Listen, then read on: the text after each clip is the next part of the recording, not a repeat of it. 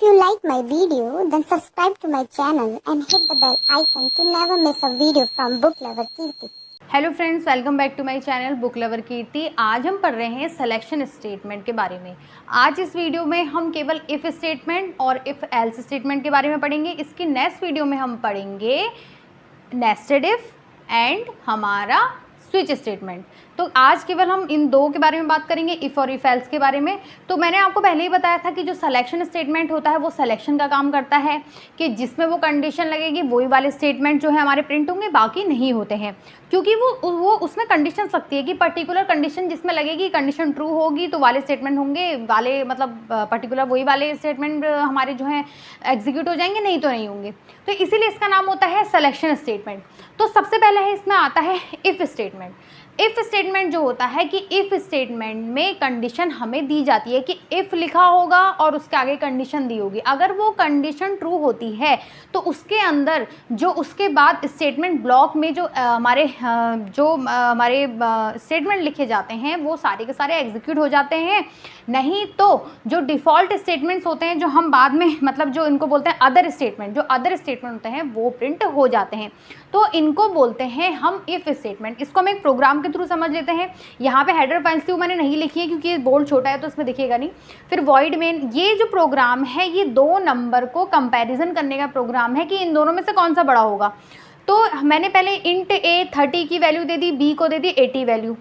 फिर हमने condition if की लगा दी कि if A is greater than B. यहाँ पे इफ़ स्टेटमेंट जो है हमारा शुरू हो गया। इफ़ की कंडीशन लग गई कि अगर if A is greater than B, अगर ए जो है बी से बड़ा है तो प्रिंट करो printf A is greater than B. तो तब आप प्रिंट करो कि जो ए है वो बी से बड़ा है। लेकिन ये तभी प्रिंट होगा जब अगर ए बी से बड़ा होगा। नहीं तो फिर क्या होगा, नहीं तो जो हमारा अदर स्टेटमेंट जो ये होता है, ये कर्ली ब्रेसेस के बाहर ये जो होता है इसको बोलते हैं हमारे अदर स्टेटमेंट। ये अदर स्टेटमेंट जो है, नहीं तो वो तो मतलब डिफ़ॉल्ट स्टेटमेंट भी कह सकते हैं इसे, तो नहीं तो वो प्रिंट हो जाता है। यानी कि ये क्या है, सिलेक्शन स्टेटमेंट है। ये सिलेक्शन कर रहा है कि अगर ए बी से बड़ा होगा तो ये वाला स्टेटमेंट प्रिंट होगा, नहीं तो ये स्टेटमेंट प्रिंट होगा। तो इनको बोलते हैं हम इफ़ स्टेटमेंट। तो इसका आउटपुट क्या आएगा, जब ये हम प्रोग्राम रन करेंगे तो हमारा आउटपुट क्या आएगा, क्योंकि हमको साफ दिख रहा है कि ए तो बी से छोटा है तो ये वाला जो है ये तो हो गई कंडीशन फॉल्स, तो ये तो प्रिंट होने से रहा, ये तो प्रिंट नहीं होगा। तो प्रिंट क्या होगा, दी एंड। हमारा प्रिंट हो जाएगा दी एंड। दी एंड हमारा प्रिंट हो जाएगा। तो इसमें एक बात और ध्यान रखने वाली है, जो अदर स्टेटमेंट होते हैं, चाहे इफ़ की कंडीशन ट्रू हो या चाहे इफ़ की कंडीशन फॉल्स हो, ये प्रिंट होते ही होते हैं। अगर ये कंडीशन ट्रू हो जाती तो क्या होता, ये कंडीशन अगर ट्रू हो जाती तो ये ऐसे प्रिंट होता कि ए इज़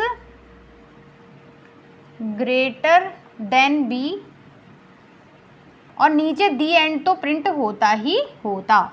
जो अदर स्टेटमेंट होते हैं वो तो प्रिंट होते ही होते हैं। यहाँ पे जो प्रोग्राम का जो फ्लो है, यहाँ पे प्रोग्राम का फ्लो क्या हो गया, डिसीजन मेकिंग वाला हो गया ना। क्योंकि यहाँ पे प्रोग्राम का फ्लो जो है, यहाँ पे कंट्रोल स्टेटमेंट लग गया तो प्रोग्राम का कंट्रोल ही हो गया कि डिसीजन जो है ये है इसमें कि यहाँ पे सिलेक्शन हो रहा है उसका कि अगर ए बी से बड़ा है तो आप इसको प्रिंट करो, है ना। नहीं है तो फिर ए बी से बड़ा तो ये प्रिंट होगा, नहीं तो फिर ये तो प्रिंट होगा ही होगा। तो ये होती है हमारा इफ़ स्टेटमेंट। इसके बाद आता है हमारा if else statement. If else statement भी बिल्कुल इसी की तरह होता है। उसमें इफ़ की कंडीशन के साथ साथ एक एल्स की कंडीशन भी ऐड हो जाती है। क्या होता है कि सब कुछ ये प्रोग्राम सेम ऐसे ही रहेगा, मैं इसी में आपको समझा दूंगी। इसमें बस एक मुझे एल्स और लिखना है, एल्स लिख के प्रिंट एफ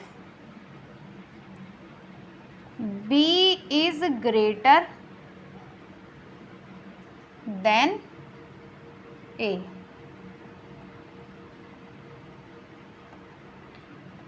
और फिर नीचे प्रिंट एफ दी एंड। ये जो अदर स्टेटमेंट है दी एंड, इससे आगे का प्रोग्राम मैं नहीं लिख रही हूँ, यहाँ पे ऐसे कर देती हूँ। अब ये क्या हो गया, सेम प्रोग्राम में मैंने आपको इफ़ एल्स स्टेटमेंट भी बता दिया। इफ़ एल्स स्टेटमेंट में क्या होता है, इसमें क्या होता है, इसमें ये होता है कि इफ़ जैसे ये इसी में मैंने आपको बता दिया कि ये भी कौन सा नंबर बड़ा है, इसका प्रोग्राम है कि कौन सा नंबर बड़ा है ये आप पता लगाइए। तो इसमें क्या है कि ए की वैल्यू 30 थी, बी की वैल्यू 80 थी, तो इफ़ की कंडीशन लगी, इफ़ की कंडीशन के साथ साथ एल्स की कंडीशन लगी। अगर ए बी से बड़ा है तो प्रिंट करो A is greater than B, नहीं तो आप इसको प्रिंट करो कि B is greater than A.